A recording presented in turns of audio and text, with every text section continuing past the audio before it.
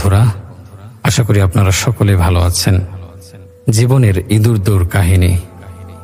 আমাদের জীবন যেন প্রতিযোগিতাময়।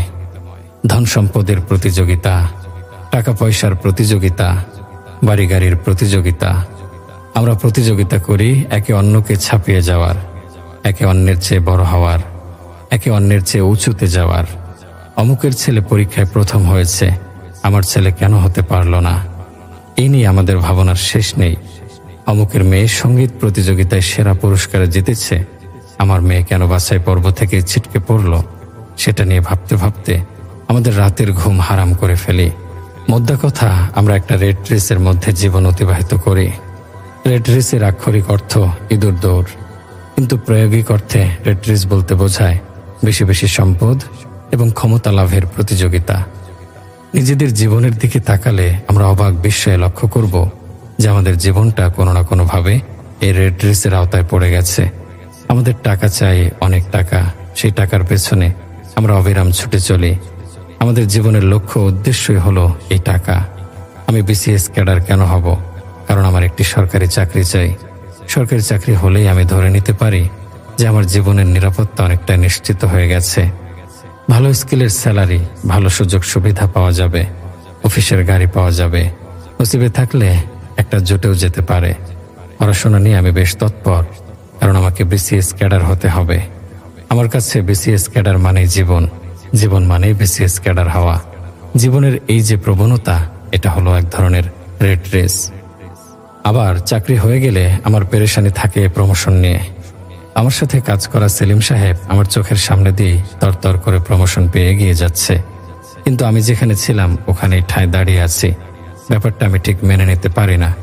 আমাকেও প্রমোশন পেতে হবে, সেলিম সাহেবের মতো আমাকেও তরতর করে উপরে উঠতে হবে। এ উপরে ওঠার জন্য যত ধরনের কাজ করা লাগে তা করতে আমি প্রস্তুত। বসের যত ধরনের তোষামদি মোসাহেবে করা লাগে করব, ঘুষ দিতে হয় দেব।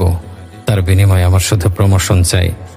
একবার যদি প্রমোশন পেয়ে যাই, তাহলে এতদিন ধরে আমাকে টিটকিরি করা অধস্তন লোকগুলোকে একবার দেখেই ছাড়ব। এই যে ক্ষমতা পাওয়ার জন্য একটা অসুস্থ প্রতিযোগিতা, এটা এক ধরনের ইঁদুর দৌড়। অমুকের ছেলে প্রথম হয়েছে, কিন্তু আমার সন্তান মেরিট লিস্টেই থাকতে পারছে। আমার ছেলেকে আমি সেরা পজিশনে দেখতে চাই। তাহলে এখন কি করতে হবে? তিনজন টিচার দিয়ে ছেলেকে পড়াচ্ছি। ছেলের জীবনটাকে আমি কুল পড়ার টেবিলে আর খাটের মধ্যে বেঁধে ফেলেছি। চলোই যাক তার মানসিক বিকাশ। আমি ওকে সেরাদের কাতারে দেখতে চাই, ব্যাস। না হলে ক্লাবে আমার মান সম্মানই থাকছে না। সন্তান সন্ততি নিয়ে আমাদের এই যে প্রতিযোগিতা, এটাও এক ধরনের ইঁদুর দৌড়। সবখানে আমাদের শুধু চাই আর চাই। মজার ব্যাপার হলো, কোরআনে এই ইঁদুর দৌড় শিরোনামের একটা পূর্ণাঙ্গ সূরা আছে। ওখানেও এই ব্যাপারগুলো খুব সুন্দরভাবে আল্লাহ সুবহানাহু ওয়া তাআলা তুলে ধরেছেন আমাদের জন্য। আমরা যে অসুস্থ প্রতিযোগিতায় লিপ্ত হয়ে আমাদের জীবনের আসল উদ্দেশ্য থেকে বিচ্যুত হয়ে পড়েছি, সেই ব্যাপারটা কোরআন খুব সুন্দর করে তুলে ধরেছে এই সূরায়।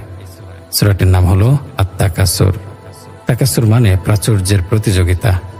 এই প্রাচুর্য টাকা পয়সা হতে পারে, ধন সম্পদ হতে পারে, সন্তান সন্ততি হতে পারে, এমনকি চাকরি, ক্যারিয়ার, স্ত্রী এবং জ্ঞানও এই প্রাচুর্যের অন্তর্ভুক্ত। সূরাটি হলো এমন, আল্লাহকুমুত তাকাসুর। প্রাচুর্যের প্রতিযোগিতা তোমাদের ভুলিয়ে রেখেছে, হাত্তা যুরতুমুল মাকাবির, যতক্ষণ না তোমরা কবরে যাও। কাল্লা সাউফা তা'লামুন, মোটেই ঠিক নয়, শীঘ্রই তোমরা জানবে। সুম্মা কাল্লা সাউফা তা'লামুন, আবার বলি মোটেই ঠিক নয়, তোমরা তো শীঘ্রই জানতে পারো। আবার বলি মোটেও ঠিক নয়, তোমরা তো শীঘ্রই জানতে পারবে। কাল্লা লাউ তা'লামুনা ইলমাল ইয়াকিন, কখনোই নয়। যদি তোমরা নিশ্চিত জানতে পারতে, লা তারাবুন্নাল জাহিম, তোমরা অবশ্যই জাহান্নাম প্রত্যক্ষ করবে। সুম্মা লা তারাবুন্নাহা আইনাল ইয়াকিন, আবার বলি তোমরা অবশ্যই দিব্য দৃষ্টিতে জাহান্নাম প্রত্যক্ষ করবে। সুম্মা লা তুসআলুন্না ইয়াওমাইযিন আনিন নাঈম, তারপর সেদিন অবশ্যই তোমরা আমার প্রদত্ত নিয়ামত সম্পর্কে জিজ্ঞাসিত হবে। শুরুতেই খেয়াল করি, আল্লাহ সুবহানাহু ওয়া তাআলা বলছেন প্রাচুর্যের প্রতিযোগিতা তোমাদের ভুলিয়ে রেখেছে। প্রাচুর্য মানে কি? ধন সম্পদ, টাকা পয়সা, স্ত্রী, সন্তান সন্ততি, ক্ষমতা ইত্যাদি। এগুলো আমাদের ভুলিয়ে রেখেছে, গাফিল করে রেখেছে। কি থেকে? আখিরাত থেকে। আমাদের অনন্ত ঠিকানা আমাদের জন্য অন্য একটা জগৎ অপেক্ষা করছে, এবং সেখানে জবাবদিহিতার একটি মঞ্চ অপেক্ষা করে আছে। এই বোধ থেকে প্রাচুর্য আমাদের দূরে সরিয়ে রেখেছে, ভুলিয়ে রেখেছে। এই আয়াতের শুরুতে আল্লাহাকু শব্দ আছে। মুফাসসিরগণ এই আল্লাহাকু শব্দের অর্থ করেছেন এমন নগণ্য জিনিস নিয়ে পড়ে থাকা যা দামি কোনো জিনিসের ব্যাপারে ভুলিয়ে রাখে। অর্থাৎ আল্লাহাকু হলো দামি জিনিস ফেলে রেখে নগণ্য তুচ্ছ জিনিসের পেছনে ছুটে বেড়ানো। আমাদের জন্য আখিরাতি হলো দামি জিনিস, দামি জায়গা। জান্নাত হলো আমাদের পরম আরাধ্য স্বপ্ন। সেই পরম আরাধ্য স্বপ্নকে ভুলে আমরা দুনিয়ার পেছনে দুর্নিবার ছুটে চলি। দুনিয়ার পেছনে ছুটতে ছুটতে আখিরাতকে আমরা বেমালুম ভুলে যাই। প্রাচুর্য আমাদের এমন অন্ধ আর বধির বানিয়ে রাখে যে আমরা দামি জিনিসটিকে অন্তর্চক্ষু দিয়ে দেখতে পাই না। পরের আয়াতে আল্লাহ সুবহানাহু ওয়া তাআলা বলছেন, যতক্ষণ না তোমরা কবরে যাও। খুবই সাংঘাতিক অথচ নিরেট বাস্তব একটি কথা। দুনিয়ার পেছনে নিরন্তর ছুটতে ছুটতে একদিন আমাদের সাথে সাক্ষাৎ হয় মৃত্যুর। মালাকুল মউত এসে আমাদের রূহটাকে দেহপিঞ্জর থেকে বের করে নিয়ে যায়। সাথে সাথে দুনিয়ার সঙ্গে আমাদের সমস্ত সম্পর্ক ছিন্ন হয়ে পড়ে। আমরা হয়ে পড়ি অন্য জগতের বাসিন্দা। আমরা তখন অবাক বিস্ময়ে লক্ষ্য করি সেই ভিন্ন জগতে দুনিয়ার কোনো ক্ষমতা কাজ করে না। সেই জগতে আমার কোনো প্রভাব, কোনো ক্ষমতা খাটানোর সুযোগ নেই। দুনিয়ায় যে ব্যাংক ব্যালেন্স, সম্পদের পাহাড় আমি গড়ে গিয়েছি, সেসবের কোনো মূল্যই ওখানে নেই। প্রাচুর্য লাভের নেশা যে আমাকে মৃত্যু অবধি নেশাগ্রস্ত করে রাখে, সেই বাস্তবতার কথা তুলে ধরেই আল্লাহ সুবহানাহু ওয়া তাআলা বলেছেন, কবরে যাওয়ার আগ পর্যন্ত এই প্রাচুর্যের নেশা থেকে আমি বের হতে পারি না। তৃতীয় আয়াতে আল্লাহ সুবহানাহু ওয়া তাআলা বলেছেন, মোটেই ঠিক নয়, শীঘ্রই তোমরা জানবে। আল্লাহ আমাদের জানাচ্ছেন, আমরা যে দুনিয়ার পেছনে ছুটতে ছুটতে হয়রান হয়ে যাচ্ছি, ক্লান্ত হয়ে পড়ছি, সেটা একটা মরীচিকা মাত্র। এই দুনিয়ার মোহ আর মায়ার পেছনে অবিরাম ছুটে চলা যে আমাদের কোনো কাজে আসবে না, তা আমরা খুব শীঘ্রই টের পাব। চতুর্থ আয়াতে আল্লাহ বলছেন, আবার বলি, মোটেই ঠিক নয়, শীঘ্রই তোমরা তা জানতে পারবে। আল্লাহ সুবহানাহু ওয়া তাআলা এই আয়াতে আগের আয়াতের কথাগুলোই পুনরাবৃত্তি করেছেন। যখন দেশে বড় ধরনের কোনো দুর্যোগ দেখা দেয়, যখন আবহাওয়া মারাত্মক রকমের বৈরী হয়ে ওঠে, তখন টিভিতে সংবাদ উপস্থাপক বলেন, সারা দেশে 7 নম্বর বিপদ সংকেত। আমি আবারও বলছি, 7 নম্বর বিপদ সংকেত দেখানো হচ্ছে।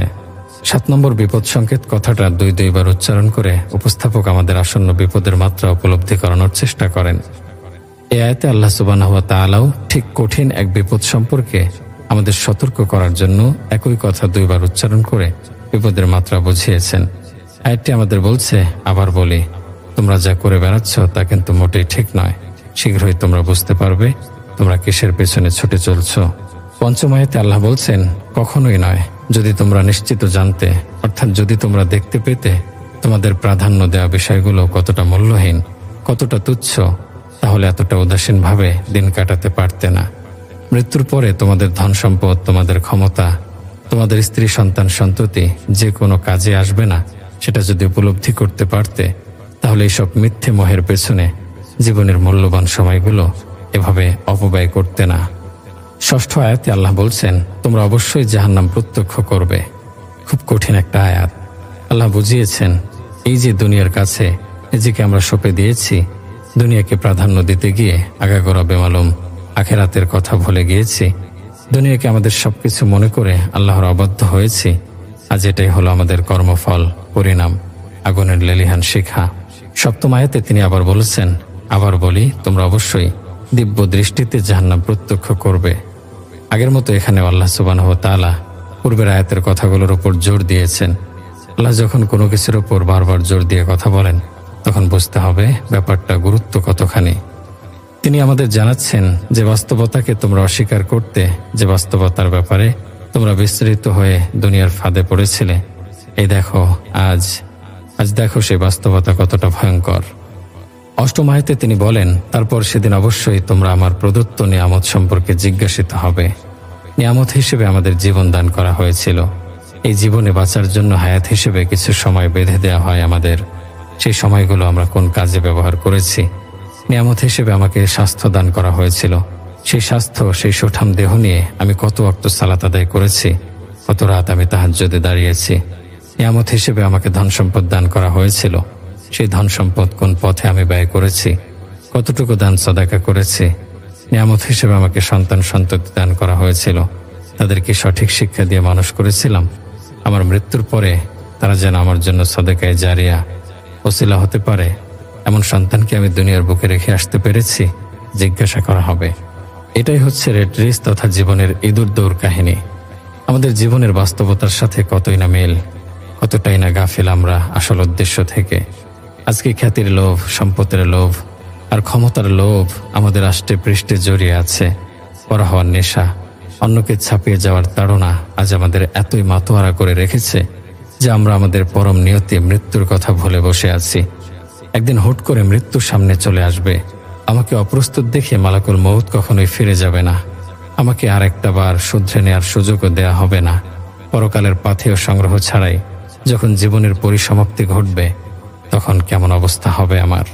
আমি আফসোস করব, আমার সামনে দিয়ে কত লোক হেঁটে হেঁটে জান্নাতে চলে যাচ্ছে। এরা তো তারাই, দুনিয়ায় যাদের সবসময় আখিরাত নিয়ে ভাবতে দেখেছিলাম। জীবনে এরা ছিল সৎ, সত্যবাদী, আমলদার। মসজিদের সাথে তাদের ছিল আত্মার বন্ধন। রমাদান মাসগুলোতে তারা হয়ে উঠত অন্য মানুষ। তারা কখনো কাউকে কষ্ট দিয়ে কথা বলতো না, উচ্চস্বরে কথা বলতো না। বিনয়ের সর্বোচ্চ মাত্রা দেখা যেত তাদের আচরণে। তারাই আজ মহাপুরস্কার প্রাপ্ত। আর আমি ছিলাম উদ্ধত আর বেখেয়াল। আখিরাত নিয়ে আমি না কখনো ভাবতাম, না আখিরাতের জন্য কোনো আমল করতাম। রমাদান মাসগুলো কতই না হেলায় ফেলায় কাটিয়েছি আমি। আমার সহকর্মী, আমার সহপাঠী, আমার প্রতিবেশী আজ আমার সামনে দিয়ে জান্নাতে চলে যাচ্ছে, আর আমার ভাগ্যে জুটল জাহান্নাম। এমন পরিস্থিতির মুখোমুখি হয়ে আমি বলবো, ইয়া লাইতানি কদ্দামাত লি হায়াতি, হায় আমি যদি পরকালের জন্য কিছু করতাম। আমলনামা হাতে পাওয়ার পরে আমি তাতে চোখ বোলালাম, কোথাও কোনো ভালো আমল দেখতে পাচ্ছি না। সবখানে কেবল আমার পাপ আর পাপ। অশ্লীল ভিডিও আর অশ্লীল জিনিস দেখতে দেখতে যত রাত পার করেছি, তার সব হিসেবে দেখছি এখানে সবিস্তারে লেখা আছে। ক্যাম্পাসের যে কয়টা মেয়ের দিকে কুনজরে তাকাতাম, তার হিসেবও দেখছি উঠে এসেছে এখানে। ইয়া আল্লাহ, অপবাদ দিয়ে প্রতিবেশী যে মেয়েটার বিয়ে আটকে দিয়েছিলাম, সে হিসেবটাও দেখছি বাদ পড়েনি। আমি তখন আফসোসের সুরে বলবো, ইয়া লাইতানি লাম উতা কিতাবিয়া, হায় আজ আমাকে যদি আমার আমলনামা না দেয়া হতো। দুনিয়ায় যাদের ফাঁদে পড়ে আখিরাত সম্পর্কে বিস্তৃত হয়েছিলাম, তাদের নামগুলো সেদিন আমার সামনে উপস্থাপন করা হবে। যে বন্ধুটার প্রলোভনে পড়ে ইন্টারনেটের নিষিদ্ধ সাইটে টো মেরেছিলাম, যার প্ররোচনায় অমুক তমুককে উত্ত্যক্ত করেছিলাম, যাদের সাথে সিনেমা কনসার্ট দেখতে গিয়েছিলাম, তাদের সকলের নাম সেদিন আমাকে দেখানো হবে।